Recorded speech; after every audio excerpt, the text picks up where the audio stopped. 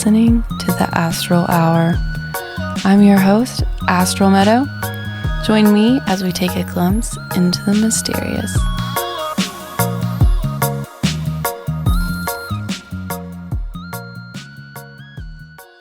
Welcome everyone. Today I'm joined once again with my friend Philip Clift. For this episode, we will be exploring Carl Jung's model of the Psyche.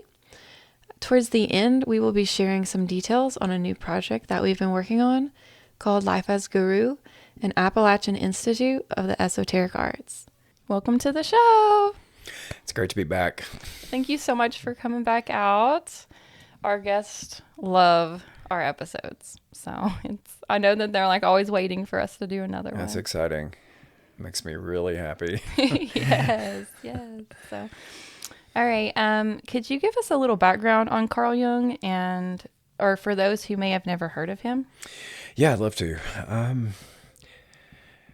Jung was one of history's most brilliant and influential minds in a variety of fields. He's best known for psychology and psychiatry, obviously. He was born in 1875 to a really interesting combination of parents who clearly had a significant influence on his life's work. Both his father and mother were the youngest children of large families, interestingly enough.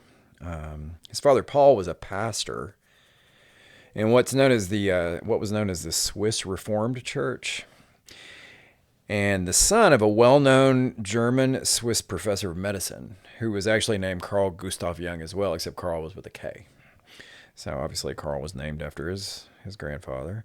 His mother, Emily, was actually a really sensitive, highly sensitive clairvoyant, who she regularly communed with spirits in their home, usually in the evening hours. And Carl himself was a little freaked out by that. But, actually one night he, during his early childhood, he witnessed a headless, disembodied spirit exiting his mother's room. So we're told that the head had been severed at the neck and was floating just in front of the spirit's body. And this was apparently a common occurrence in the Jung household. His mother was actually the daughter of a noted churchman and academic, and he was the professor of Hebrew for Jung's father, Paul, at Basel University. It seems to me like Carl Jung himself, he was very scientific in his approach, but he was also very psychic, clearly. So his understanding of subjects such as the collective unconscious and universal archetypes, probably, he inherited that from his mother's, genes or her collective unconscious, because he was really tapped into the world beyond the five senses, Right. Which was in the field of psychiatry and psychology was a unique thing at the time, particularly because his mentor was Freud, Right. and Freud couldn't have been more hardline material. So Jung originated the field of analytical psychology after the split with Freud. Right. Yeah. So Freud was his mentor, and Freud was the father of psychoanalysis. And there's actually a really good movie called A Dangerous Method. Yes. You recommended that to me, I believe, and I watched. Oh, it was so good. It really, it was engaging, and it gave you a lot of insight into their relationship. Right. I'd like to think that was pretty accurate, historically accurate, but I couldn't disengage from it. I watched it all the way through. Yeah. So, Freud, he lacked Jung's vision of the more subtle realms, and he was kind of locked into his own method, which was based on the Oedipus complex. Yeah, which is, mother and father influence, essentially. We won't go into that, but, he really, he came up with all that on his own. So he was a real visionary too. And because of that, it was hard for him to expand even further, I think. And Jung was taking what he learned from Freud and he ran with it. So Freud couldn't really accept Jung's more metaphysical ideas about the collective unconscious and archetypes and the role they played in both perception and integration and eventual integration of the human psyche. So Freud actually believed that the belief in God, spirit, or soul was a form of infantile sexual repression. Yeah. But that was because he came up with the system, and he just couldn't expand beyond it, Right. because at the time it was revolutionary. Right. Though it's unlikely Jung would describe himself this way, I really believe he was a deeply spiritual man who happened to be working in a somewhat fringe field at the time, because psychology was probably not fully accepted in the mainstream at that time. Psychiatry. Right. I mean, it was just emerging, really. Mm-hmm. So, I mean, they felt like they had to be very rationally, scientifically grounded. We're aligned with the spirit of the age, which was absolutely rational. Yes, rationalism. Yeah, totally. So, he wanted everything to be very authentic, and he did a great job of that. He was a modern day sage attempting to express profound spiritual insight through the lens of scientific materialism. Right. Essentially, it seemed to be a high priority for him that his ideas have grounding in the scientific method. He embraced that and really excelled in it, because no one could say that his ideas weren't scientifically grounded. Right. And that's really important, because it gives him a lot of validity that maybe, mystics or whoever might not have with the mainstream. So right. He's a great bridge from mainstream science into mysticism, in my opinion. He was very open-minded to Eastern philosophy. He actually authored a book called The Psychology of Kundalini Yoga. Yeah. I've got it. I haven't read it yet. Yeah, me too. It's on my list. Yeah, and we find within Jung's work a strong desire to unite Eastern mysticism and rational science into the field of psychology, which psychology is translated from the Greek, literally means the study of the soul. A lot of people don't know that. They think of it as the mind, but it actually translates as the study of the soul. So it's doubtful that any subject could be more complex than that. Right. Or more vast, so. Yeah, I really love Jung's approach to the spiritual aspect of life, because even if, you're not a spiritual person, if you're dealing with a person that, is suffering and that person happens to be religious, if you are ignorant or, trying to deny any of their morality issues or, like people that are religious have different, psychological issues. So like maybe they committed a sin and it's affecting them. And that's something that you have to acknowledge, and you can't just strip people of their beliefs in God. So I feel like Jung was like, I need to learn about these different religions. I need to study not just the present day man, but archaic man. I need to study the different tribes, and because he needed that deep understanding, because these people, were having these dreams and stuff, and a lot of times that he was using like mythology or something to understand, the deeper root of what they were struggling with. And I feel like with someone like Freud, I mean, he just sort of, I don't know, it seems like he might have caused more harm if they weren't on his wavelength. Then he had a hard time understanding them. Yeah, Jung was very like open-minded to different traditions, and it was really important to him that everyone felt validated in their belief system.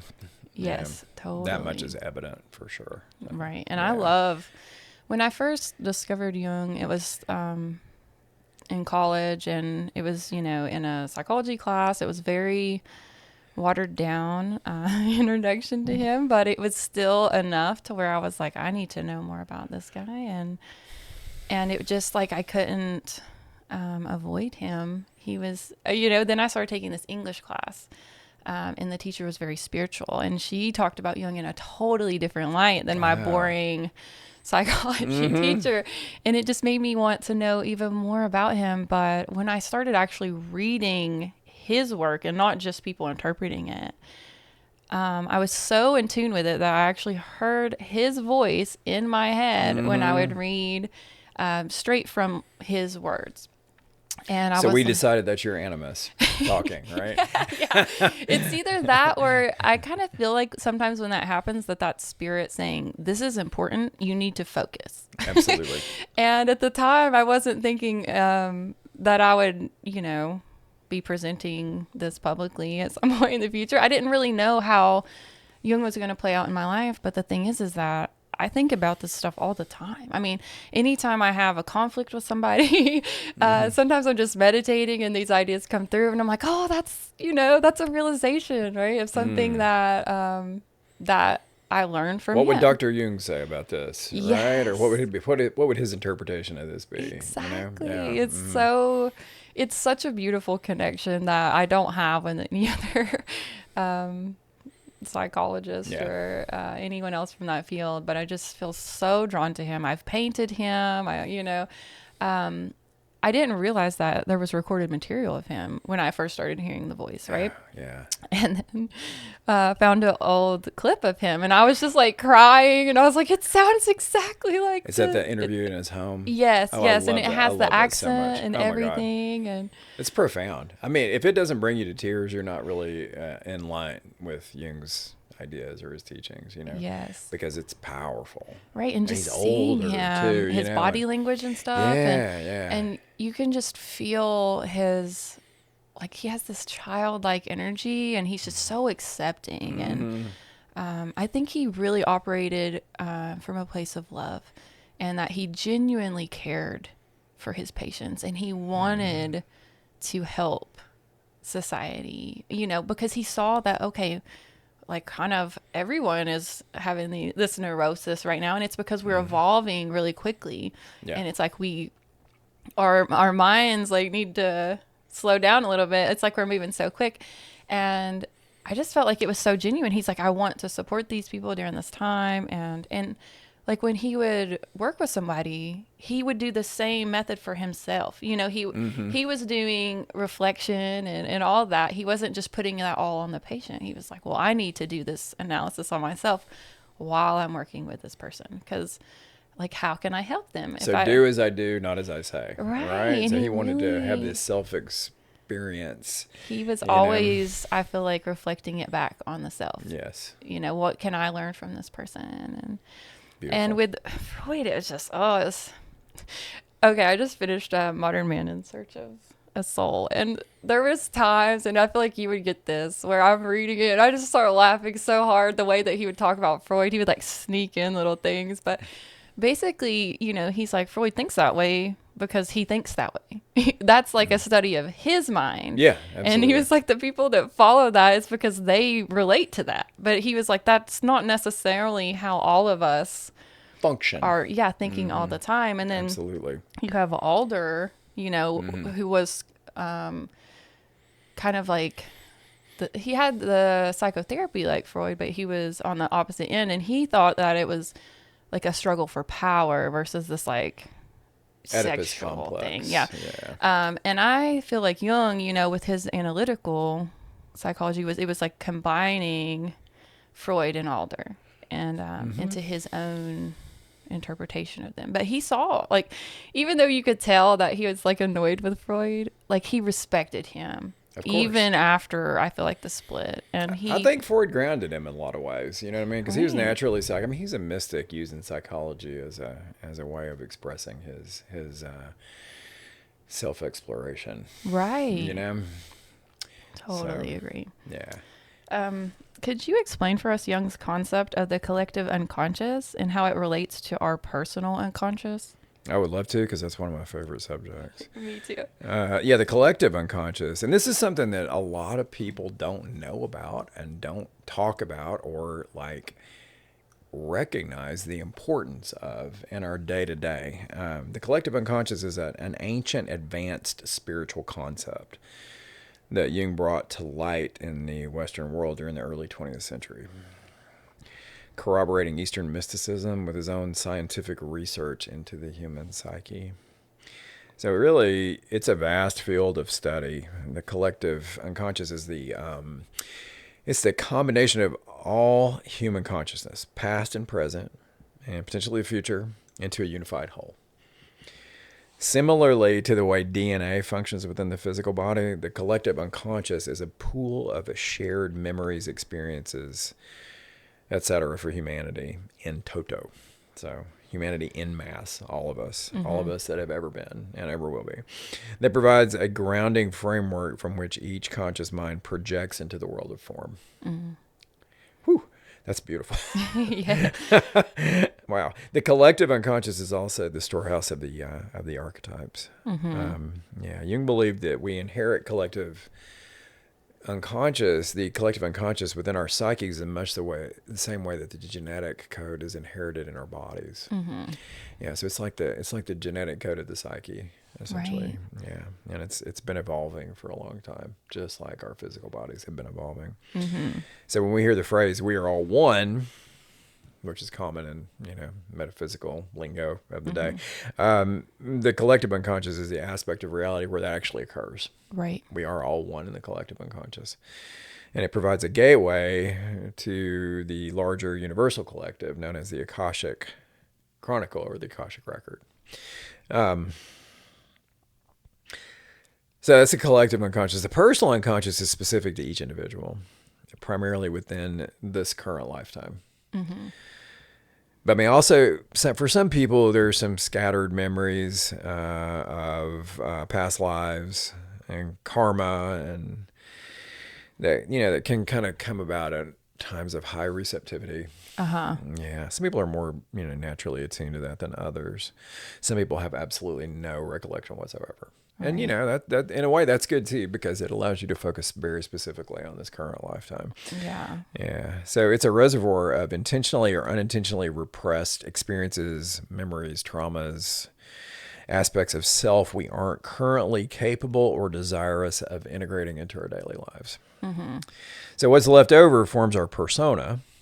So all the things that we repress into the unconscious is part of our ego, but it's not what we show the world, and it's not what we're currently attuned with necessarily. So what we do show the world is our persona, which is an identity mask that we use to navigate society as successfully as possible from our current point of understanding. Interestingly, it's questionable whether memories of specific past lives exist within the personal or collective unconscious. I'm not really 100% sure about that. I don't know that anybody knows the answer to that question. But I would say both, probably, if I had to guess. So, to me, the collective unconscious is one of the most interesting fields of study. There's a researcher that I love who was a friend of Terence McKenna, the great ethnobiologist, ethnobotanist, I guess I should say, named Rupert Sheldrake. And he's come up with a concept of the morphogenetic field. And that relates directly to Jung's ideas about the collective unconscious. And the idea is that when an evolution occurs within one individual or a group of individuals, it becomes available to humanity as a whole. Right. It's like the 100th monkey. Yes. Or whatever. I don't know if you've heard about that, but I'll briefly go over it. I mean, several years ago, there was a group of researchers studying monkeys on these islands, I believe, in the South Pacific. They were separated. Each of the islands were separated by a considerable distance. But it was the same species of monkeys on all these islands. So the land mass had been larger at one time and water levels had risen and separated into islands. So these monkeys were all the same species. And they were observing monkeys on this one island, and all the monkeys on all the islands would eat these tubers. Okay, they would go down to the beach, close to the beach, and they would dig up these tubers, and that was one of their primary food sources. So one day, one of the monkeys on one of the islands took a tuber and walked out into the ocean, which they normally didn't do. He did it for some reason, and it got salt water on it. Yeah. So it was like a potato chip. It tasted better. And suddenly, all the monkeys on all the islands started doing that. And it's because the information was in the monkey collective Right. unconscious. It was in the field. So they all had access to it. Right. And the same thing happens with humanity. And it occurs in the collective unconscious. Right. It's almost like a hive, Yeah, hive mind. Absolutely. It's a hive mind. That unites us all. Absolutely. That most It's people a fascinating concept. aren't necessarily aware of, how it's playing out in their life. And some of us are more in tune. I think myself with all these 12th house, the 12th house is the collective unconscious. Mm-hmm. It's like all of the houses before, reside there. It's the last one. Right. And I think that that's just why I tune in so easily to past lives. And when I ask the Akashic Records stuff, they're like, yeah, you're right on. And I think it's just because it's more open to me because my Neptune's there, my moon is there. And it's like, it's a gift. But then I also feel like sometimes I like feel really stressed or anxious, and it's, like collectively everyone's like worried about something or whatever. I feel like I'm tuning into things and I can't always make it conscious, but I like feel it. You see what I'm saying? Yeah. I feel like some people are more aware of the collective unconscious than others. But for me, as soon as I heard this concept, I was just like, this is amazing. Light bulbs went off. Yes, yes. Yeah, me too. I'm like, yeah, I just intuitively understood it right off the bat, Right. It like explained something I had already kind of felt. Yeah, totally. Like you'd studied it before. Right. And had forgotten it Well, temporarily. that's almost all the stuff with Jung. It just like, he like put things that I was feeling or maybe something that came into my head into words and explained it beautifully and like helped me understand myself better. And I'm just such a fangirl. No, he was extremely articulate, and he had a way of being able to relate, really sophisticated ideas and concepts to, just in such a way that they're easily understood by anyone that's willing to, study it a little bit or engage it, so. Yeah, I feel like I've read that, he came up with a lot of the personality types, and I'm pretty sure that I've read that he was an INFJ like me. And I think a lot of this, his mysticism stuff comes from the intuitive aspect that he just had. He was very intuitive. So he was able to say, yes, that's true. It's like he could just, he had really good discernment. And with the J, when I think of like the positive aspect of judging is like having really good discernment. So he knew, okay, well, this feels true to me and this makes sense. And I'm going to play with this and experiment, where some people with other personality types might have not been, when you're not intuitive, you might have not, you wouldn't be as receptive to those thoughts. Exactly. Yeah. So I don't know. Maybe that's another reason why I'm so tapped into him is because of the INFJ thing. But, yeah, I would say 100%. I feel the same way. I trust my intuition. Right. Just naturally. I can't imagine not trusting it. Right. Or at least enough to explore it, right. And not reject it at all just because it's not known yet necessarily. Right. That's where evolution occurs. Right. Yeah. So. I totally agree. How would you define the shadow, and what role does it play in balancing the overall psyche? I would say that integrating the shadow back into waking consciousness is likely the single most critical aspect in healing and balancing the psyche and moving towards wholeness. Most every problem that we have or difficulty that we have in life, I believe, can be traced back to the personal shadow. Pretty much everything. So according to Jung, the shadow is divided into two categories, the personal and the collective shadow. So the personal, let's talk about the personal first. The personal consists of intentionally and unintentionally repressed aspects of the ego and ultimately the larger self. So like unaccepted character traits, things that you're at least partially aware of about yourself that you perceive to be unacceptable within the confines of society or culture. Qualities about yourself that maybe your parents or other authority figures in your childhood that had significant influence over you rejected or made you feel were unacceptable in the larger world.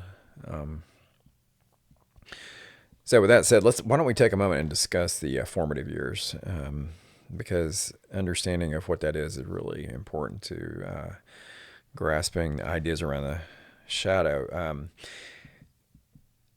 The formative years are early childhood, obviously from birth until, depending on the individual, maybe the early 20s. It's the period where we're each adapting to both our external and internal environments. So we're learning who we are and we're learning how we fit into society. Right. As a whole. We're essentially discovering who we are internally and externally and how we fit into the larger world around us, our homes, our schools, etc. We're dependent on others at this time, particularly early on. Like we're totally dependent on our parents. We're dependent on our teachers at school. These people have significant influence in our lives.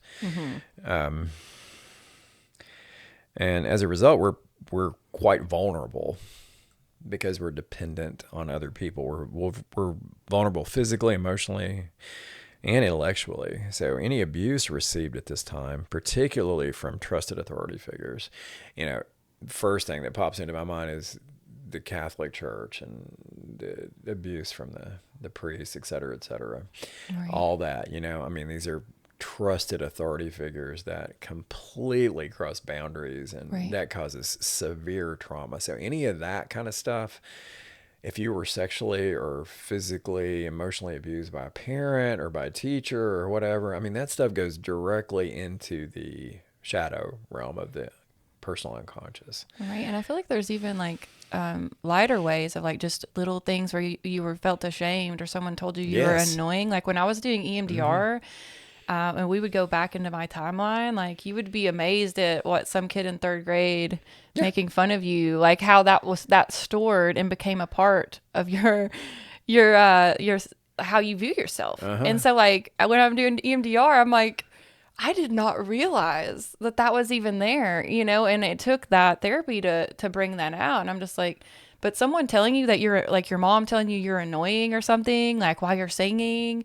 or something that you're not even thinking about, it affects you for the rest of your life. Think about how much that actually happens. Right. As a child. Yes. Particularly in public school. Yes. I'm so aware of the way I talk to my children, and I just even if they are annoying me or something, I'm very selective with my words, to not say you are this, or, so that they don't actually say, oh, this is a part of my identity now, but my parents weren't thinking about that at all, and most people when they're raising their kids, they're saying you are this, or, and just giving them these statements that right before 7, you're totally absorbing everything. Children don't have the ability to not take that as identity. They really don't. No, not at all. And they actually they filter the traumatic experiences like you're talking about, even the simple things, through what's called in psychology is the critical analytical filter.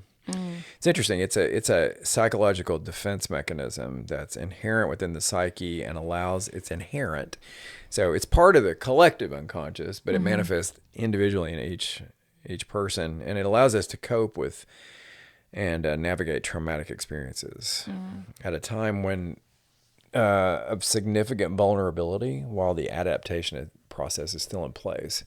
So while you're adapting to your internal and external environments, you have to be able to filter traumatic experiences or repress them into your, unconscious mind in order to actually effectively integrate into society. Right. Otherwise, you'd be overwhelmed by it. So we have an inherent defense mechanism called the critical analytical filter that's in place until about, like you said, age 7 or 8. And at that point, it's believed that we're more capable of integrating these processes consciously. Are these traumas or whatever consciously? So we don't need to filter them quite so much as we do when we're really young. Yeah. So as we grow older and more psychologically developed, we become less vulnerable. Yeah, and we're able to cope with those things, more effectively. You think about it, like now, if somebody criticizes you, I mean, it still hurts a little bit, but you're able to quickly kind of process it and integrate it. Right. Right. Whereas when you're young, you don't know what to do with it Right. I at feel all. like I've been like actively doing shadow work. Mm-hmm. And it's not something I don't seek it out. It just happens because things happen. Life's moving and you're going to have things come up.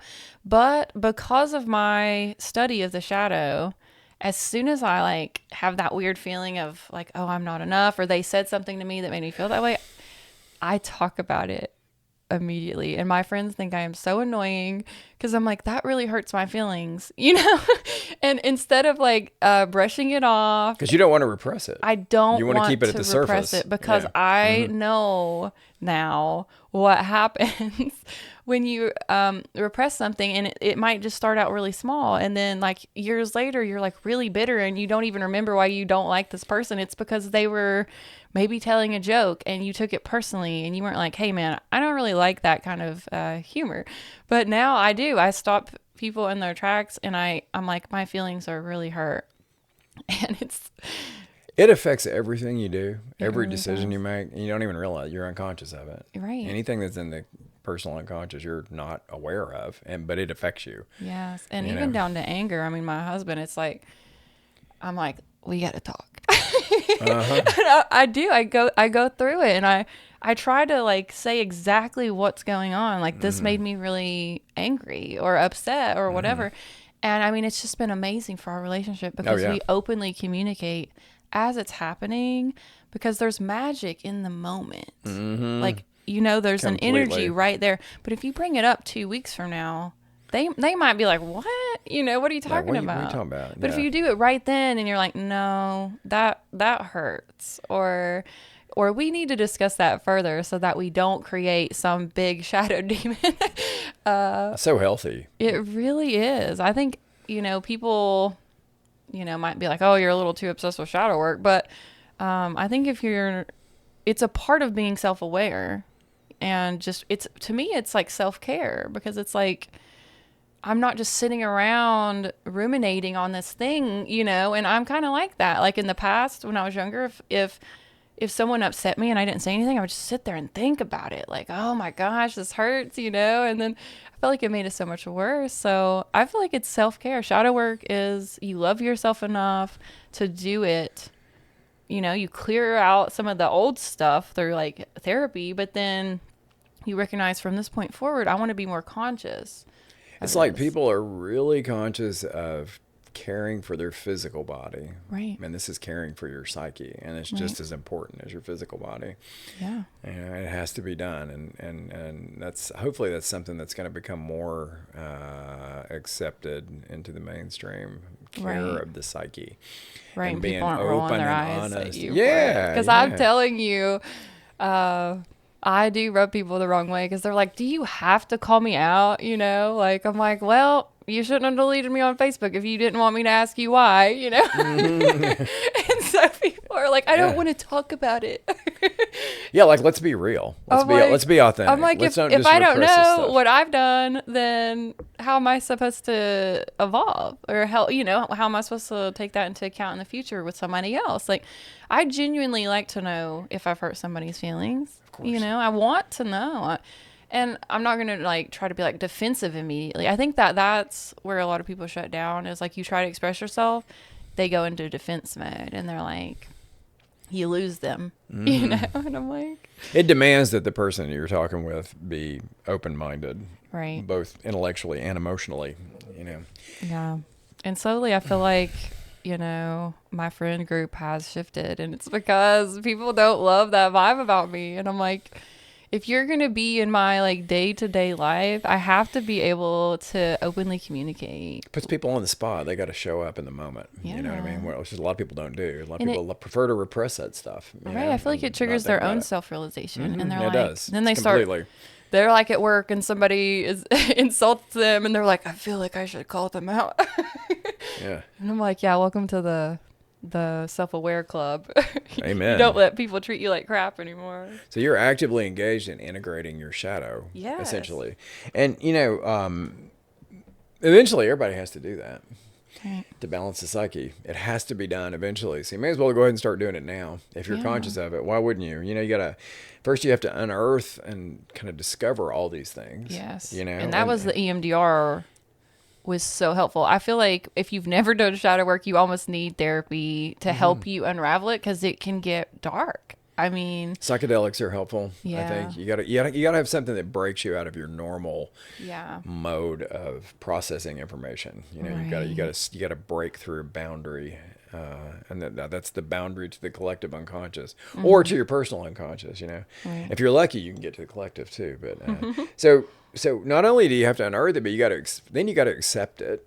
You have to accept these Yeah. characteristics about yourself or these things that have been repressed, and and integrating them involves accepting them and eventually loving them. You have to love these things about yourself. If you don't love them, then they're not fully integrated. So, Right. And I feel like that a good exercise in that is looking at yourself from the outside. And like when you see your friends and maybe they're struggling with addiction and they did some terrible things during that process and their healing and all that, and you look at them and you're like, I just love you, man. You're beautiful and I am rooting for you. And then if we could just do that to ourselves when we're dealing with a shadow and forgive ourselves for moments, or maybe we were ignorant about something, or maybe we reacted versus responding. Maybe we just let our emotions kind of control us or whatever. I think you have to forgive yourself, and that's where the love comes from, is like, because if you truly are like, okay, like I'm a human, I'm going to make mistakes, and as long as you're learning from those mistakes, you're doing it right. Like you have to be in a kind of a constant state of self-forgiveness. Yes. Because I mean, all of us are human. So if you can't forgive yourself, it's questionable whether you can forgive somebody else.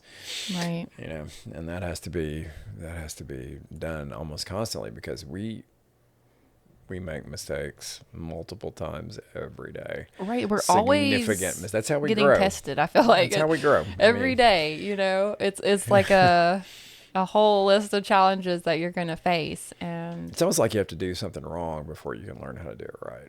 right. You don't do it most of the time. You don't do it right off the bat. You gotta mess up, and sometimes several times before you fully integrate this into your consciousness. Yeah, I'm a generator, and that's one of the things about generators is that they learn through experience. And so all the bad stuff and all the times you mess up is great because you are learning that way. Some people might be a little bit different in that way, but Wouldn't it be amazing if we could look at it that way? Like, oh, wow, I made a mistake. That's great because I've got an opportunity to learn. Wow. I mean, imagine that. Wouldn't that be awesome if people could do that? But really, one of the reasons they don't do it is because they get ridiculed for it. And it's locked into the shadow realm of the personal unconscious, and you feel badly about it. right, shame is like a whole thing that you have to unpack. So, and I love humans. Like, I think I just finally got to the point where all these like things that the church shames people for, I'm like, I love those things about people. I love when people are real and they just embody being human. They're not trying to be a saint on a mountain. They're just fully themselves, and that might look different for everybody. And I just love it, I can tell you this: a saint on a mountain has gone through all these processes. Right. You know what I mean? And they're the reason they are the way they are is because they've been unquestionably self-authentic. Right. And they probably had other past lives that, where they had already went through some of these other things. Absolutely. So where they almost earned the ability to just sit in peace. I feel like I would probably, ascend too if I was not having to deal with family and traffic and all these day-to-day things. If I was in the Himalayas and, I was just chilling, and I would probably not be getting tested so much, right? You're just not in the same way, right. For sure. Yeah. I think the process of sitting in meditation for hours a day brings its own challenges. Right. It's a whole different challenge Yeah, than what we face down here at the yeah. bottom of the mountain. Yeah, totally. Yeah. So, you kind of discussed the persona a little, but could you explain it maybe a little further and how it relates to the ego? This is such a great topic because you hear all the time about people transcending their ego. Whenever I hear that, I immediately just kind of shut down because 99.9% of the time, people don't even know what the ego is when they say that, I think. Right. You know, and if anything, they've transcended the persona. Right. You know, not the ego. I mean, if you've transcended your enduring sense of self, then you are really far along the path, you know? Right. I mean, so the ego, according to Jung, is our enduring sense of self. It's the who we are of our natal charts. Right. You know, who we came in as.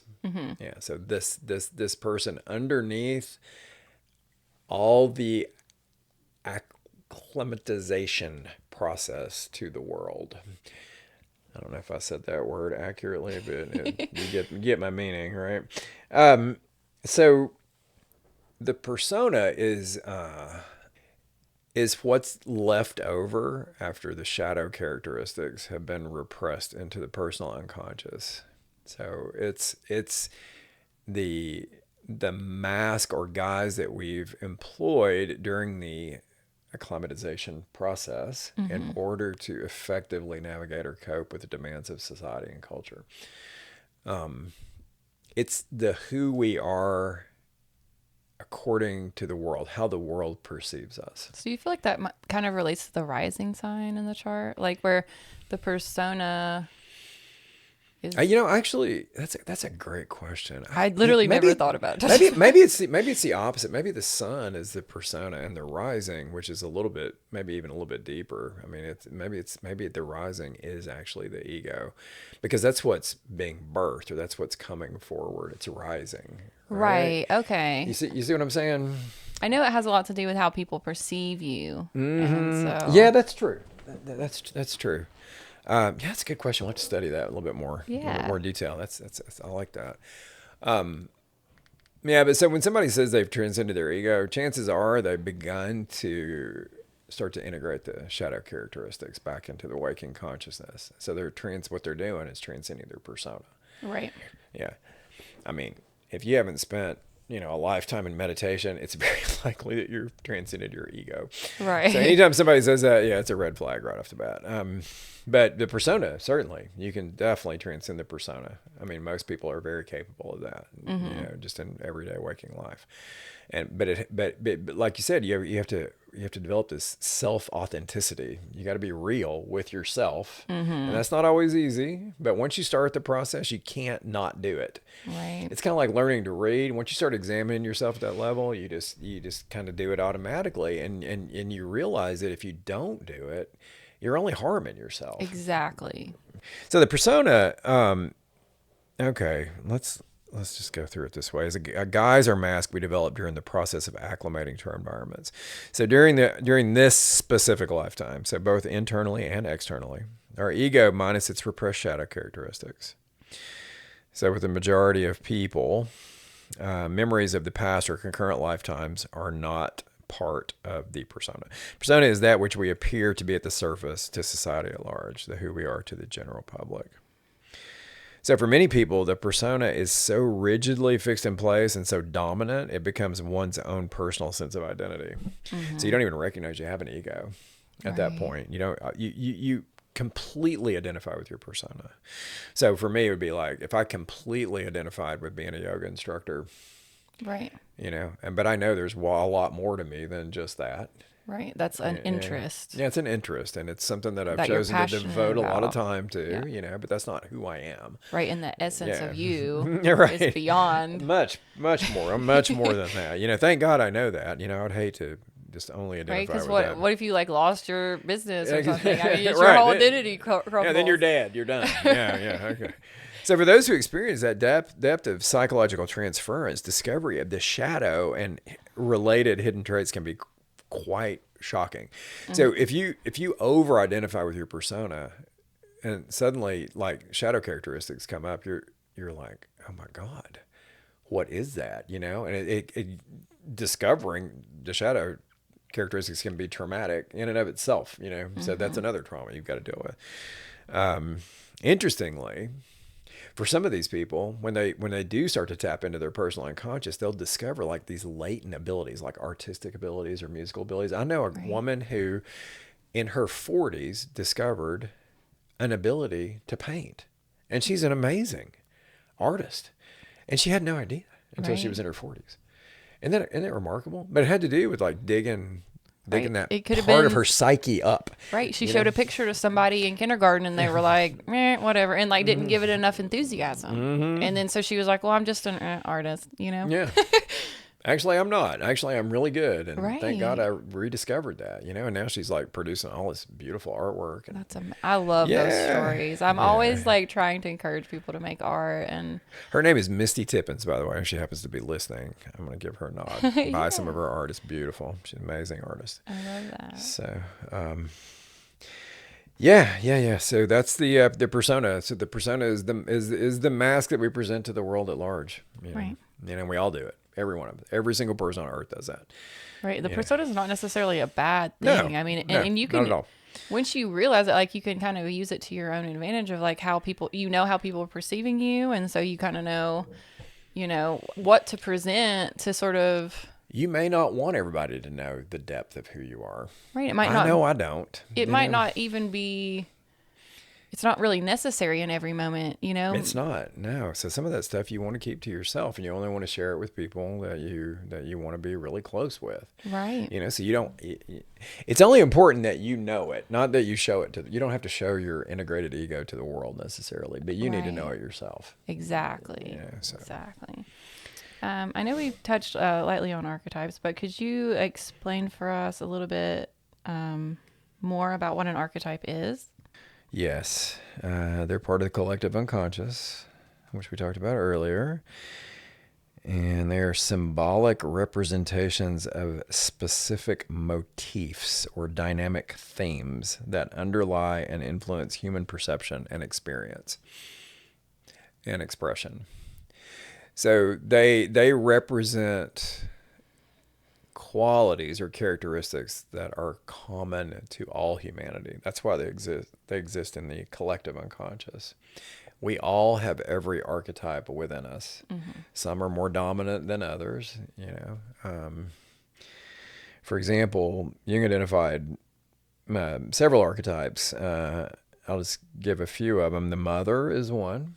So we all have mothering characteristics, even if we're men. Right. Our anima might be a motherly side where we want to nurture stuff or people or animals, whatever. Right. That's motherly.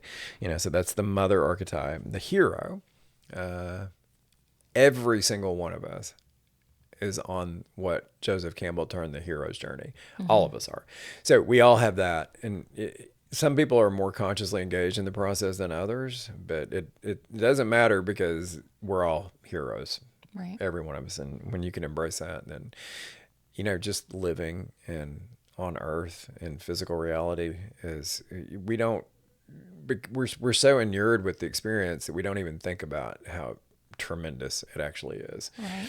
It's an amazing thing. It's hard as hell at times. It's beautiful. It's hard. It's so many different things. And we're on this journey, and and sometimes it would be very helpful to take the time to acknowledge that. Right. So we're all heroes. We're all villains. Mm-hmm. We all do bad things. Every single one of us. If you don't accept that you do bad things, then you've repressed the villain down deep into you're just pushing it into the shadow. Yeah. Because we've all done bad things, and that doesn't, and we shouldn't judge ourselves for that, because that's present within each of us. We're going to do bad things from time to time. Right. Just to be aware of it. Yes. And then be like, wow, that hurt somebody. I need to apologize. I need to maybe think about that. Yeah. The wise old man or the wise old woman, the sage. Yeah. We all have the sage within us. That's where our intuition comes to us when we really need it, when we really need some insight or some helpful bit of advice or whatever. That's the wise old woman, the healer, the part of us that wants to be whole. Right. You know, and once you recognize that you need to be whole, then it is going to dominate your life. It will drive you just consistently every single day to reach for that wholeness. You know, there's also the trickster. You know, the joking part of you that likes to mess around and, you know, be silly, or, you know, practical jokes or whatever. You Right, know, the tricks. Loki. Yeah, the Loki, the coyote. Yes. Yeah, of Native American shamanism. And then there's the, you know, that we've talked about this a little bit, touched on it. The anima and the animus are archetypes, and like we said, the animus is the underlying male characteristics in females, and the anima is the opposite, is the underlying female characteristics in males. And you know, we talked about this in Deep Dive on Sunday, and it's interesting because I feel like that the anima and the animus is really beginning to surface right now in collective human consciousness, because people are really starting to feel like this opposite gender Right. emerging within them. Right. And it's like at a point where they're, instead of trying to repress it, they're actually embracing it. So, you know, archetypes are commonly found in enduring stories, fables, myths, astrology, tarot, and within the unconscious mind of every human on earth. Some examples of the archetypes that we discussed: the Mother Nature, Gaia, the divine feminine. You know, Mother Goose, Mary of Magdala, and Shmi Skywalker for Star Wars fans out there. Hero, Luke Skywalker for sure. Bilbo and Frodo Baggins from Lord of the Rings. Neo from The Matrix. Harry Potter. People that have embraced the Wheel of Time. If you haven't, you should. The new series on Amazon Prime. Rand al'Thor is definitely a hero of that. And one of my personal favorites, Brer Rabbit. When I was a kid, my mom used to read me this book of Brer Rabbit, Uncle Remus stories. So Brer Rabbit he's also a trickster. He's a trickster and a hero, but he's a delightful character, and it brought me a lot of joy as a child to have those stories read to me. So I read them occasionally to my deep dive classes, and it's really touching, and it's just really powerful because it has all this incredible archetypal imagery and symbolism packed in these stories. You know, these are fables. You know, and they're just so good. And the villain, you know, like obviously Darth Vader, villain.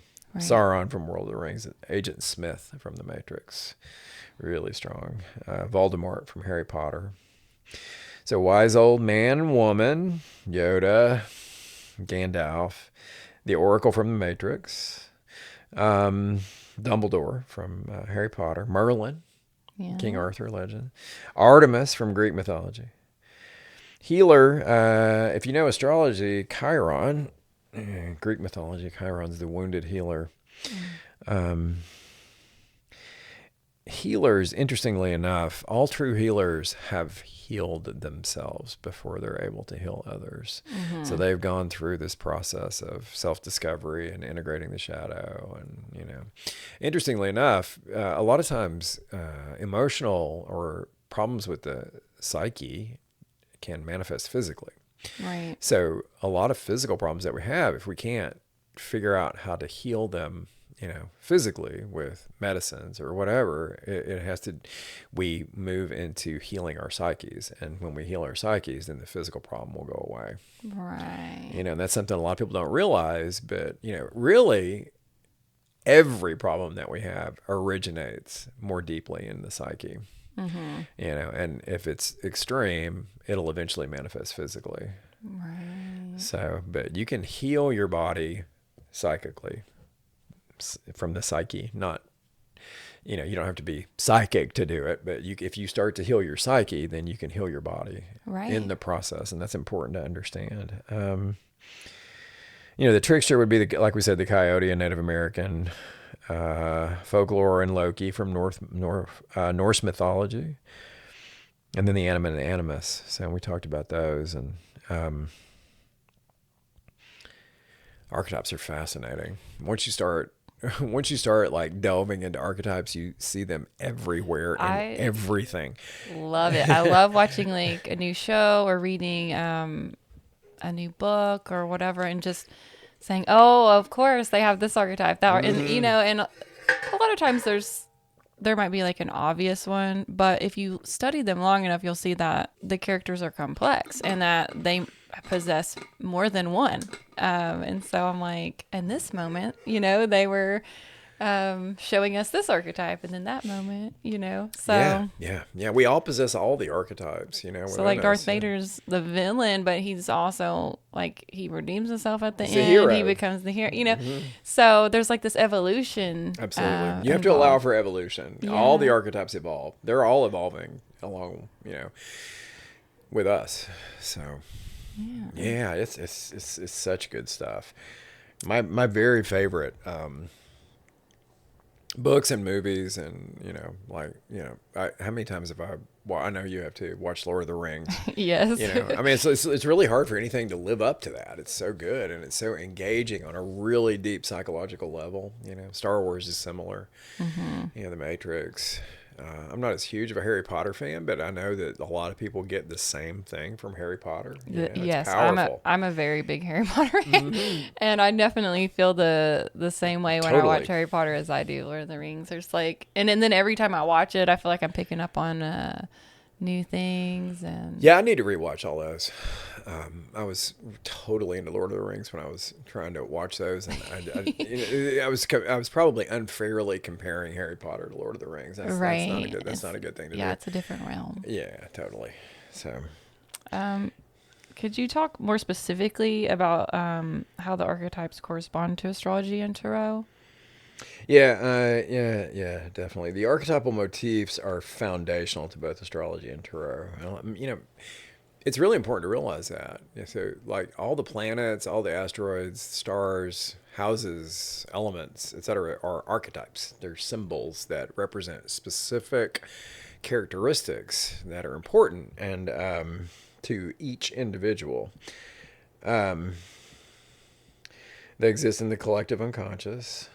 So they're common to all humanity, and they all affect us, but they affect us differently based on our birth charts. So, for example, like Mars would symbolize the underlying characteristics of energy, action, desire, potential conflict. You know, Mars symbolizes war. And while these themes are present in all human consciousness, they manifest uniquely within each individual depending on their placement within the birth chart and how they relate to the other placements in the birth chart. So the relationships of the archetypal placements in the birth chart are important to how those specific characteristics manifest within a person. Right. You know, so the same can be true for Jupiter and Saturn, for Chiron, the signs of Scorpio and Sagittarius, elements of fire and water, et cetera, et cetera. I know you've studied a lot of astrology lately. Yeah. What are your insights on that? Well, definitely when we were talking about the wise old man archetype, I am like, ever since I was a child, I've been like obsessed with wizards. Like, I used to think, is this an old man crush? I don't know. But I just loved them in every story. I was obsessed with Merlin. I was obsessed with the King Arthur tales. And then obviously Dumbledore and then all the... but I discovered, as I started learning astrology, that Saturn... and the wise old man, like, that's kind of the physical form that he takes, is Father Time. And then I discovered that Saturn dominates my chart. And so it makes sense why I'm so obsessed with old wizards with long beards that have they've already mastered all the tasks, and now they're there to support you on your journey. And so that's kind of how that specific planet and archetypal energy manifested, and it was a discovery of like, oh my gosh, this makes so much sense. I'm not weird. I just totally dominated. Isn't that validating to realize that? Oh my God. Right. Of course I'm going to be drawn to it. Right. Yeah. I mean, so that's just something that I've discovered. But yeah, Gandalf is my screensaver on my phone. So yeah, I get it. I had a huge crush on Gandalf. Oh my God. Hell, I've had a crush on Gandalf. I'm a completely heterosexual man, but I love Gandalf. He's just, Oh my God. yeah, total fangirl over here. I love it. So. Yeah. He's awesome, and I always loved Yoda too. Yoda Yes. just really, really appealed to me from the first moment that I discovered who he was and what he represented, and Yeah. just that that innate wisdom and the care for others that kind of comes with that. I mean, Gandalf's purpose in life is to help humanity. He's involved in service, Right. and he manifests that very beautifully in the stories. So does Yoda. Yoda's he's the master Jedi at the Jedi Temple, and he trains everyone, and Right. he teaches everyone how to use the Force.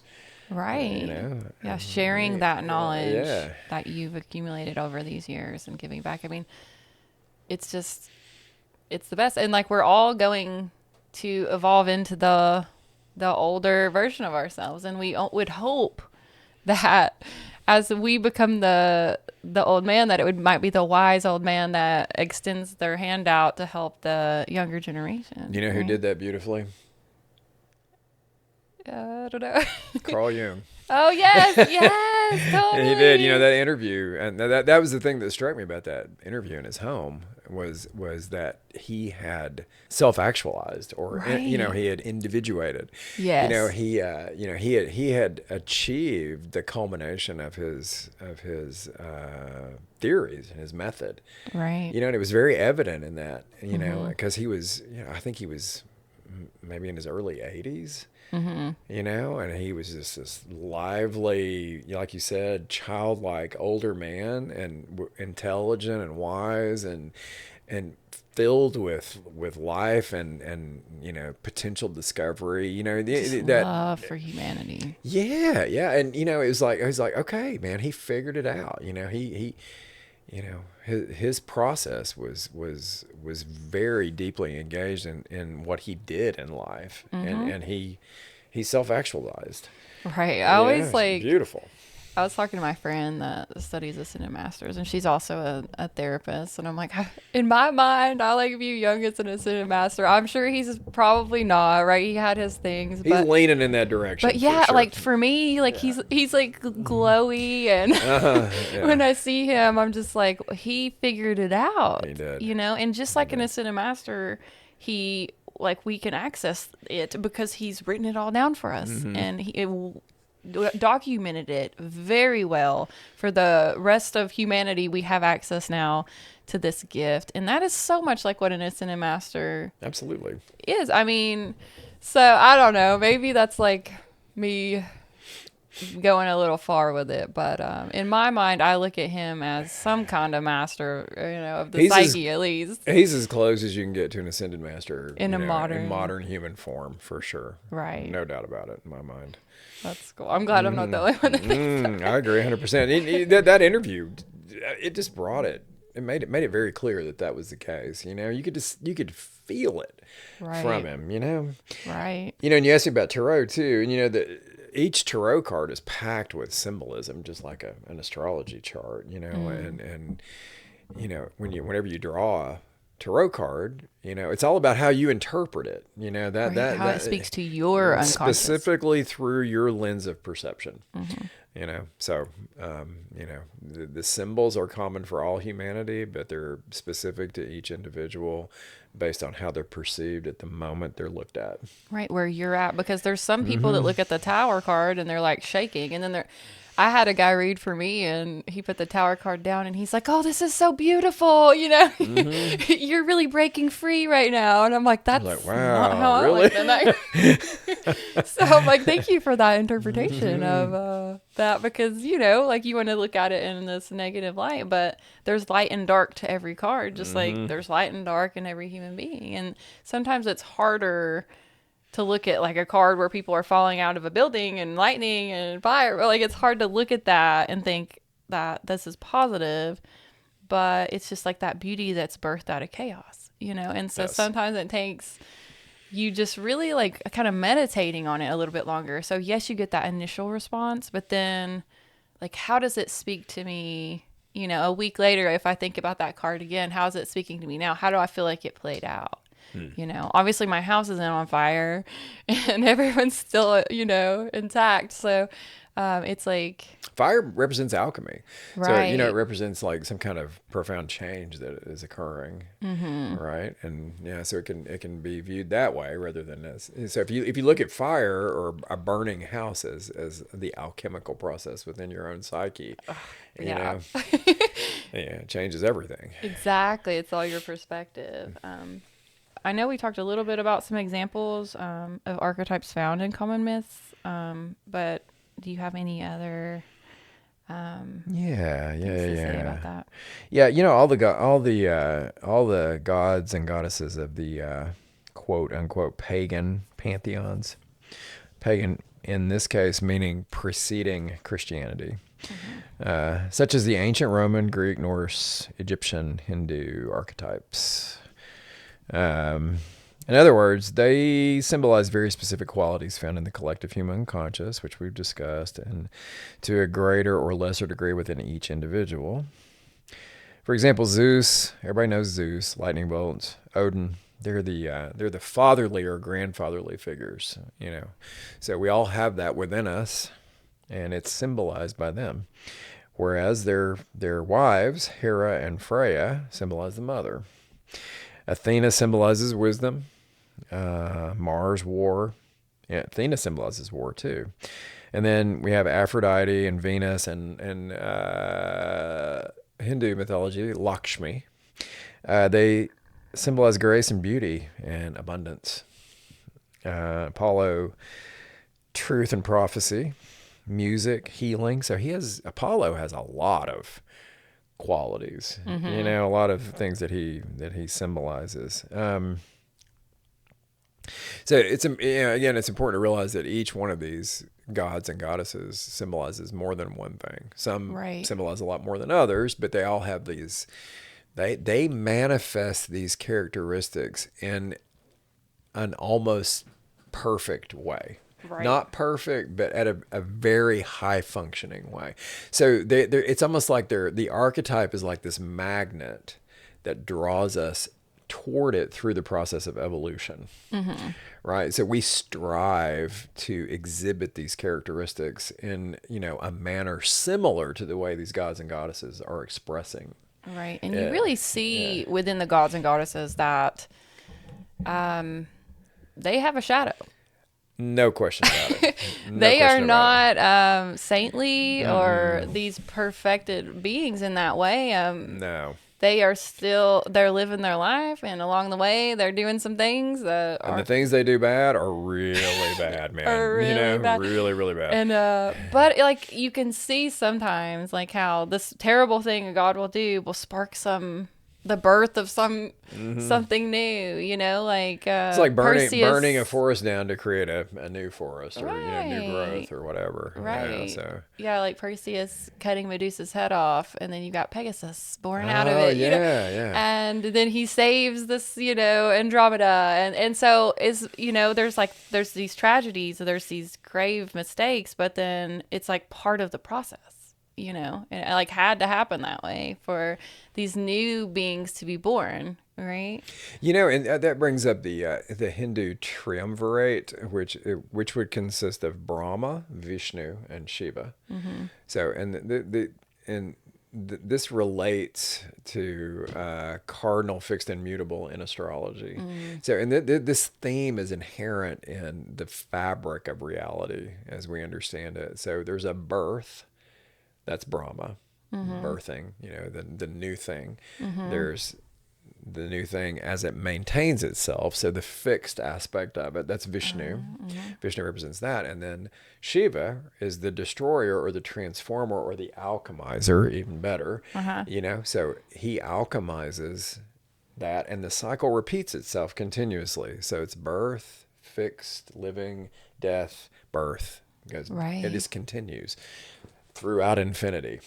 So this is like the maiden mother crone in like yes, exactly, aspect, and it just repeats.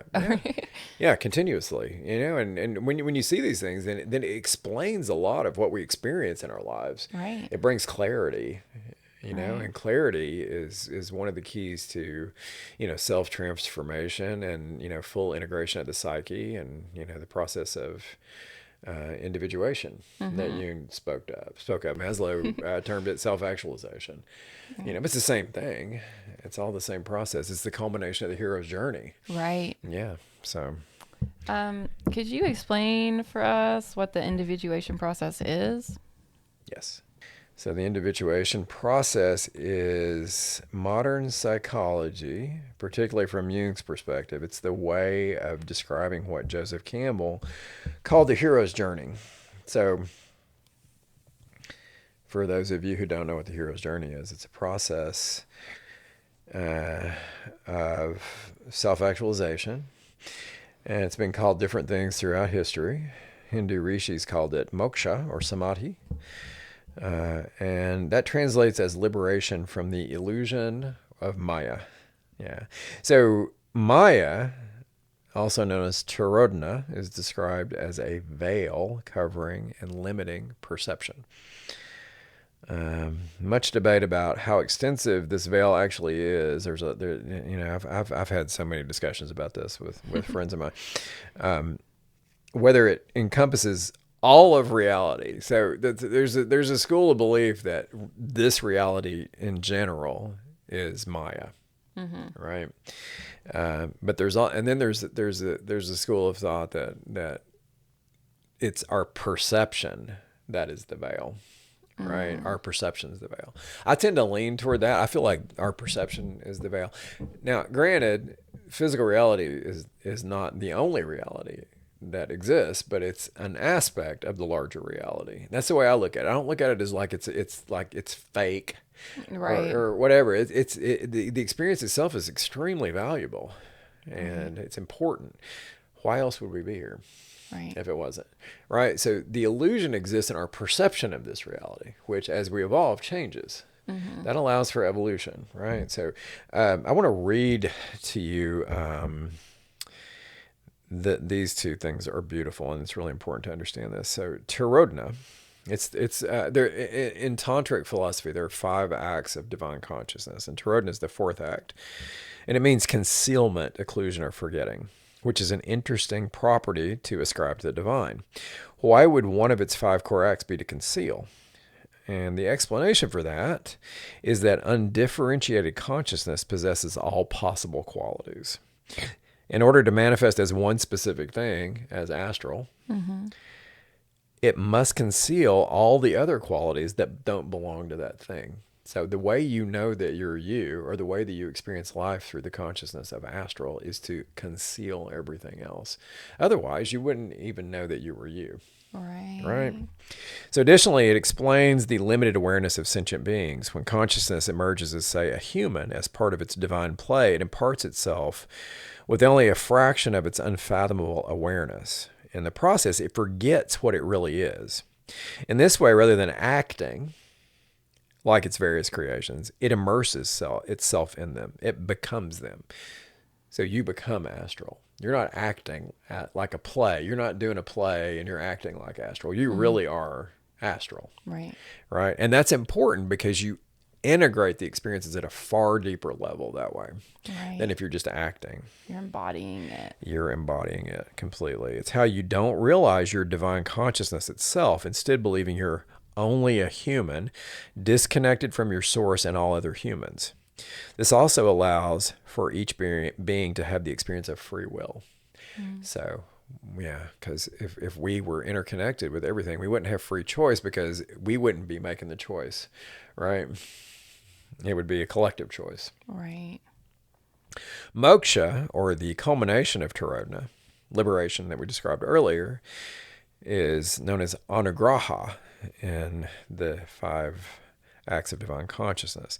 So anugraha means revealing, remembering, or grace. So besides allowing for creative expression, the 4th act, Tirodhana, is also the reason why we suffer.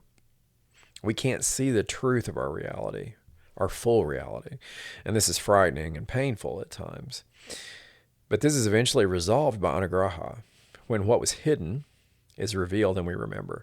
So it's all the things of the unconscious surfacing. We remember not only with the personal, but eventually the collective unconscious and the Akashic. All of it surfaces. So an ascended master would have complete access to the Akashic, full access to the Akashic Chronicle. Yeah. So as author Christopher Wallace explains, it's not meant to negate the act of concealment. Tarot is important, but to bring it to fruition by revealing its deeper purpose. Such reconciliation is thus also a reintegration. So that's what Jung is describing in the individuation process, the reintegration of the psyche. Though through it, you experientially realize yourself as a complete and perfect expression of the deep pattern of the one consciousness, which moves and dances in all things. So that's the culmination of the hero's journey. That's the purpose or goal of the individuation process of manifesting as humans. Right. I mean, we're going through this and we're learning and experiencing all these new things. So we're more than we were when we started. We've evolved. So we're a totally different being than when we started. So, the Buddhists call this nirvana. The alchemists call it the search for the philosopher's stones. Individuation is the process of restoring the fragmented pieces of the psyche or the self back towards wholeness. So Carl Jung famously stated, until you make the conscious, this is one of his famous quotes, and I love this quote, and I know you do too. Until you make the unconscious conscious, it will direct your life and you will call it fate. So you'll be unconsciously controlled by your unconscious mind and not even realize it. Right. And you call it fate. You're like, well, I guess, shit just happens. Right. When you see somebody say shit happens, they're lost in, this inability to integrate the unconscious. Right. So we must go within ourselves on a journey of self-discovery to unearth the contents of our unconscious or subconscious minds, fragmented aspects of self that have been repressed, known in Jungian psychology as the shadow. We've talked about that. Must be discovered and over time accepted and eventually loved. The individuation process allows the ego to once again become whole, but this time with the experiences of lifetimes integrated within it, so that it may transcend, or better yet, reintegrate the world of form and thus reunite in a more highly evolved form with the deeper eternal self and fulfill the hero's journey of the soul or anagraha. Yeah. I mean, that's the goal of yoga too. Right. So do you think that everybody's sort of on the path to the individuation process, or do you think you have to consciously sort of activate that aspect? Is it just sort of a dormant energy and then... That's a great question. I think in a lot of people it's dormant, but just because it's dormant doesn't mean that you're not working towards it. Yeah, you're engaged in it. It's kind of like that which lies within a seed. So you're kind of in seed form at that point. You haven't sprouted yet. You're in seed form, but you still have that potential awaiting, within you. And that's where a lot of people are. Some people have sprouted, and they're actively, consciously engaged in the process. That's such a beautiful thing when you see that. It's like the difference between a seed being buried in the earth and it's starting to emerge up out of the ground and reach for the sun, Right. I mean, everybody, there's not a single person that does not love to see that process occur. Right. And it's because the same process is occurring within us. Right. In our psyches. I'm reminded of Jung uses, when he talks about the self, the symbol he uses is the same symbol that we use for the sun in astrology. It's the dot with the circle around it. Oh, yeah. And you represent the dot, but you're also the full circumference around it. So I think about the dot is like the seed. Yes. And then the circumference, all the circle around it is like, once that has been, you went through the individuation process, but like, that's the wholeness or whatever. So it's almost like that's the dormant quality, and then the journey around it is like the process of individuating. I don't know. That's how it is completely. Yeah. I think that's exactly what that symbolizes. It's a beautiful thing. It's simple, right, but profound at the same time. Right. And if you think about the sun in astrology, as like the soul, and like what ignites us. And interestingly, Jesus Christ is the Son of God, and I mean it's the same thing.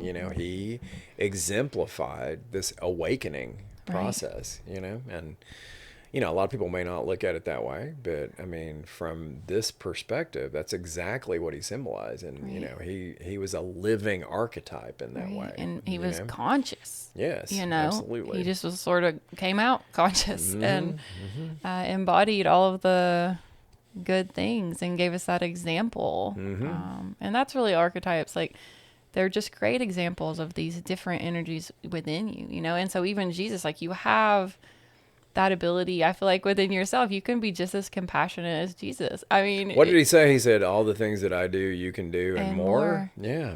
So, I mean, that's a really important teaching. I took that very literally. It is meant to be. When I was younger. 100%. I think that's why I was like so drawn to energy healing and stuff, because I'm like, well, Jesus, did healing. So if I can do all that he can do and more, it makes sense that energy healing would. Why wouldn't I do it? Yeah. Right. I think we're all going to do that someday. It's just going to be something that comes up. So, do you feel like the evolution of consciousness is purposeless, or is there a deeper meaning behind it? This is one of my favorite questions. And one that's been hotly debated among philosophers and mystics for centuries. Is there a purpose to life or not? Personally, I fall into the camp of yes, there is a deeper purpose. Interestingly, many people like Alan Watts, for example. He's a common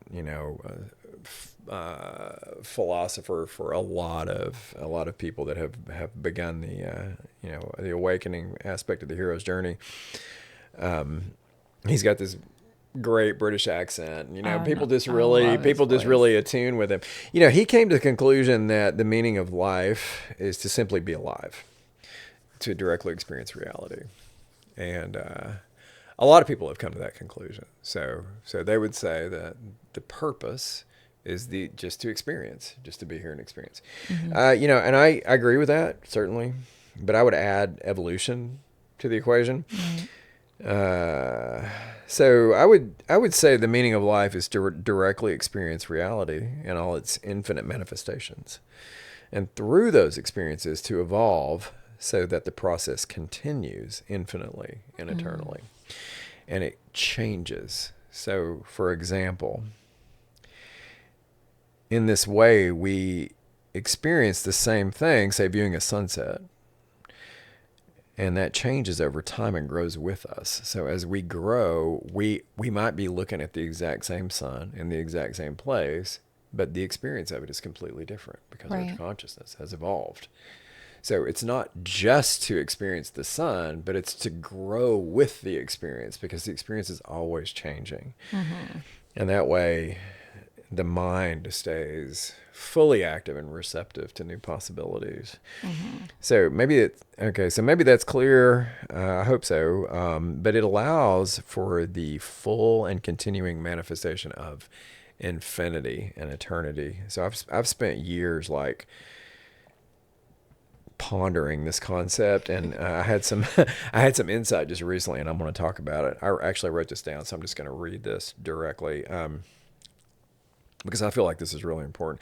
For years, I struggled with reconciling the idea of infinity and eternity. So infinity is the idea that of continuous expansion. Like there's like no end, right? There's no end to infinity. And the same thing is with eternity, but it's with time, right? There's no end of time. There's no beginning, no ending. So I've had trouble reconciling this with Hermetic and Theosophical philosophy around what's called the all or the absolute. And Hermetics and Theosophy are really very important to me because I've been really, really influenced by those, and I know you have too. And they're profound systems of spiritual philosophy and insight. And they have this idea around the all or the absolute, and I never fully could understand it. So let me explain this. You see, infinity, as viewed through the minds of modern physicists and philosophers, implies this eternal expansion. have you ever seen a Mandelbrot set on a fractal generator? I showed one to you on Sunday. Remember that? I have this. Yeah. So it's this continuous expansion. It does. It never. As long as the computer runs, it never stops. Okay. It's this beautiful light, and it's demonstrating an aspect of infinity. Not infinity as a whole by any means, but it gives us a taste of infinity. Mm-hmm. And this is a really big deal. So infinity is like this eternal expansion, but in Theosophy and Hermetics, they describe the all or the absolute, which is the fundamental ground of being for everything, as being immutable. That's how they describe it. They say it's immutable. So these two things are directly in conflict because immutable is defined as constant and unchanging, not susceptible to change in form, quality, or nature. So can you see how those two things are completely in conflict? So infinity implies like this constant change forever, right? Infinity and eternity. But what they're saying is there's a immutable that like the ground of all being is immutable and doesn't change. So how can the ground of all being be infinite and eternal yet immutable at the same time? So what that is a paradox. And I was like, that's exactly what that is. It's a paradox. So it's a statement that contradicts itself, right? So the paradox is, I've been thinking about this for years, and a few days ago I realized that the immutable aspect, gosh, just talk about a light bulb going off, man. I was just floored when this came to me, and I'm like, thank God I finally figured this out. A few days ago I realized that the immutable aspect of creation is evolution. Right. It's like the thing in creation that doesn't change. Right. It's changing but it doesn't change because it's always changing. So it's stable in that way. Yeah, it's stable in that way. It's reliably changing. Evolution is the inherent change within reality that never changes. It's such a beautiful paradox, Right. So it's another paradox, but only because we live. It's the only reason we think of it as a paradox is because we live in a dualistic universe, and we've acclimated to perceiving and thinking through polarity and contrast. So that's how we know that I'm not you. And on some level we're all one, right? Right. But here, right now, you're you and I'm me. Separation's important. Yeah, and it's contrast. Like your contrast to me. This room is contrast to both of us, So we have to have that to realize that we're individuals. It's really important. So that contrast allows us to individualize, essentially. So in other words, evolution can't not occur. It's woven into the fabric of reality at the very deepest layers. So the clue to this insight is found in the Hermetic principle of polarity. And that's something a lot of people don't realize is there's 7 Hermetic principles, but they all are interwoven and they each have like these little secrets in them that you access through intuition. Right. It's everything is not at the surface with these esoteric teachings. And that's something that's really important to realize. You got to dig, you got to read between the lines. And allow space. Yes, for them to evolve within you because you read it at first and you have all these assumptions of how that might have from the past. You're like, okay, well that's probably polarity, and I can see how that might be defined that way. But then once you let them integrate, you're like living your life and you're like seeing it all the time. You're like, oh, law of correspondence, of course. Yeah, and it's always changing and growing in your mind. It is, and you see it. Wow. You can see why these are like laws, right? Because they're just a constant thing, and I don't know. It's like they're not really changing; they're just changing their form. Like you might see them from a different perspective all the time, but Yeah. It's just such a beautiful process. So the principle of polarity says everything is dual. Everything has poles. Everything has its pair of opposites. Like and unlike are the same. Opposites are identical in nature, but different in degree. Extremes meet. All truths, therefore, are but half-truths. All paradoxes may be reconciled. And what I was experiencing was a paradox, so it can be reconciled. And you see, beyond duality, infinity and eternity, and the immutable and the finite are one and the same. Mm-hmm. So the seeming polarities are reconciled because a boundary exists within infinity. And the boundary is that it can't not always be in a state of evolution or expansion. Right. Yeah. God, man, that is just mind-blowing. So in a three-dimensional terms, it seems like a paradox, but one of the primary aspects, and this is really important, the reason it seems like a paradox is because one of the primary aspects of the illusion or veil of Maya is that human consciousness is limited to perceiving and thinking in dualistic three-dimensional terms. We don't recognize that we can perceive beyond duality, and we can. Right. We can. When our psyche is fully integrated, that's when we can. And so it's the culmination of Jung's individuation process that allow. I'm not saying I've reached that, but I did get a bit of insight on the pathway. You know what I mean? So I got this insight that is showing the fulfillment of the individuation process. It's like this paradox is reconciled. Right. You know, and golly, it's just you don't know how long I've been waiting for that. You know, right? It's just so beautiful.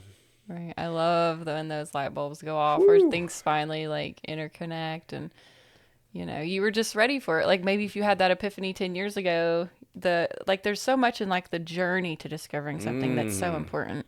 So, you can learn all these truths and facts and cram information, but it's the journey into discovering like why these are even meaningful that, yes, is like the real, there's this beautiful quest. scene in Star Trek: The Next Generation where Data, remember Data? Did you ever watch that? Yeah. Data created a daughter. Oh, yeah. Lol was her name. And she started to malfunction and she was about to die. And he was talking to her and, she asked him why he strived to be more human.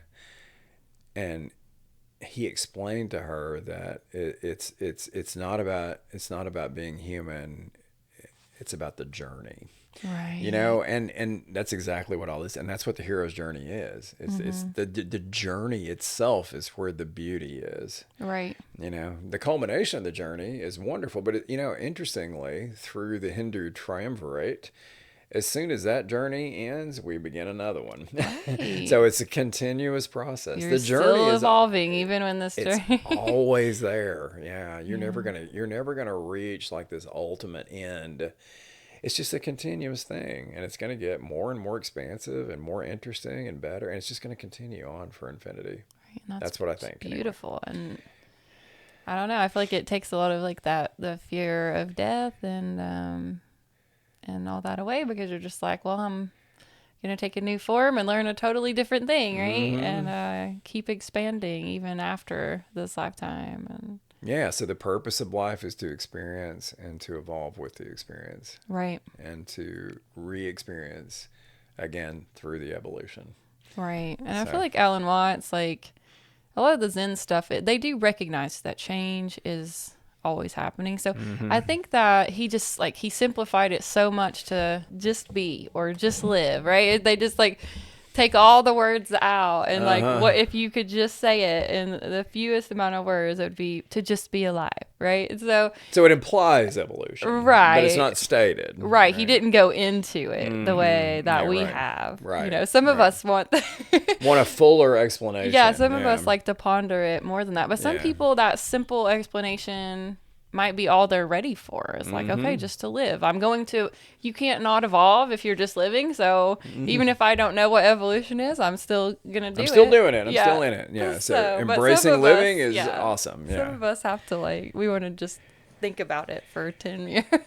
Yeah, I've recognized, that I'm definitely a philosopher at heart because I love to ponder this stuff. Yes, me too. Yeah, I can't just let it sit. I want to explore it and understand it, and and when I understand something, then I move on to something else. Exactly. So I love that. My mind works very similar to that. So, all right. So now we're gonna share with you guys a little bit about our upcoming program.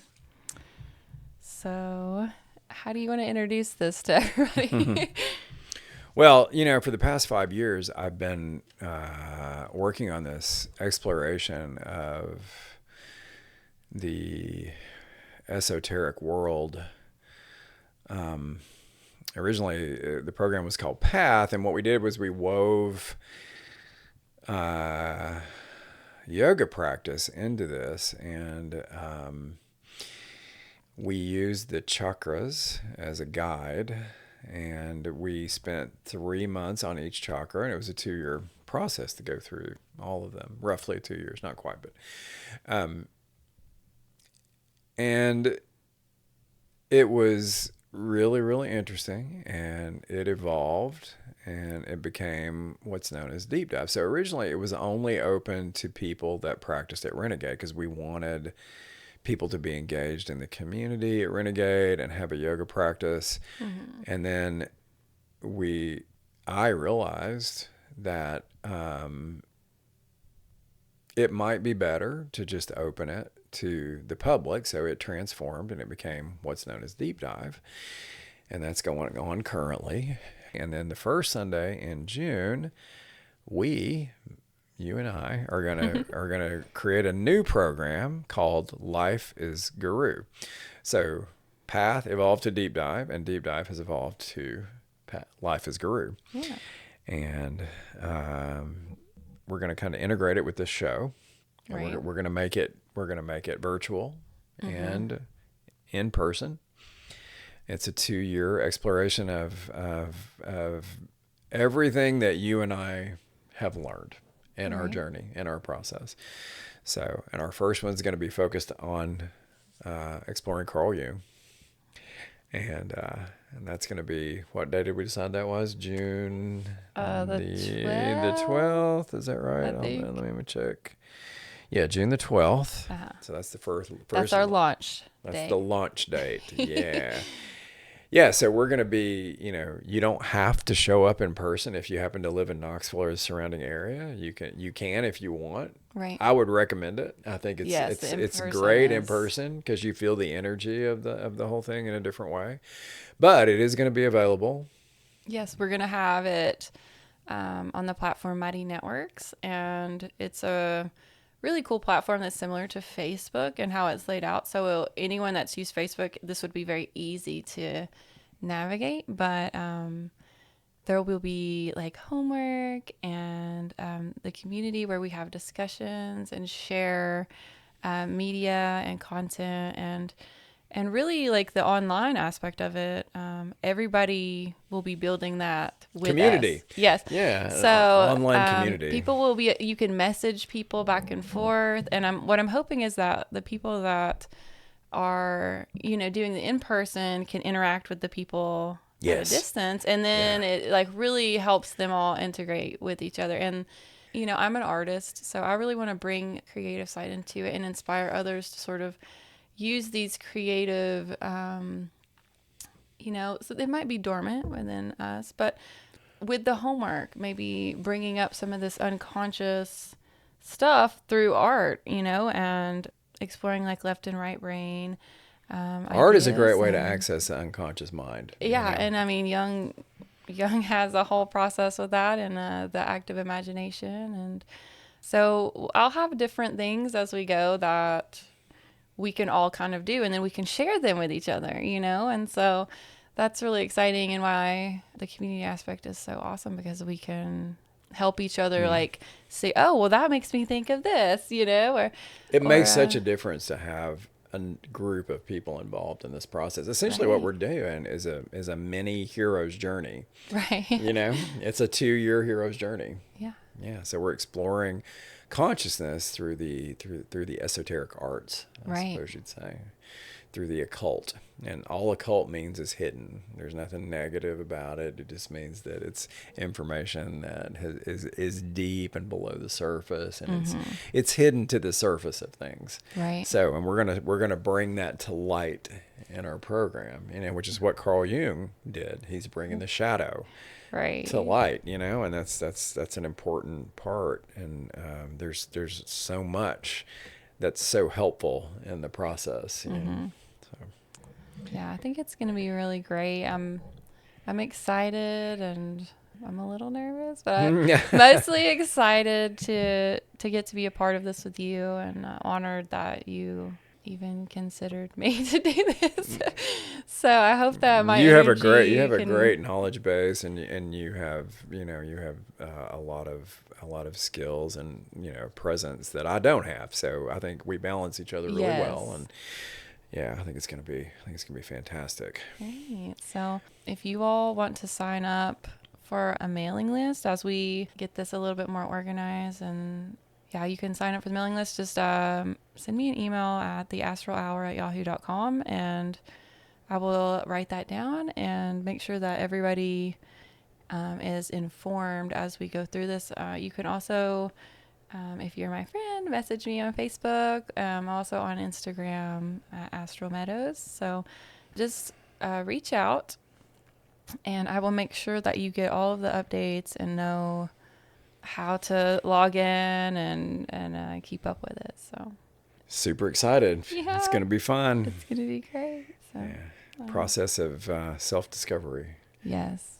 In the group, which is cool. Yeah. You'll have support during the process. All right. Well, thank you so much for coming back out.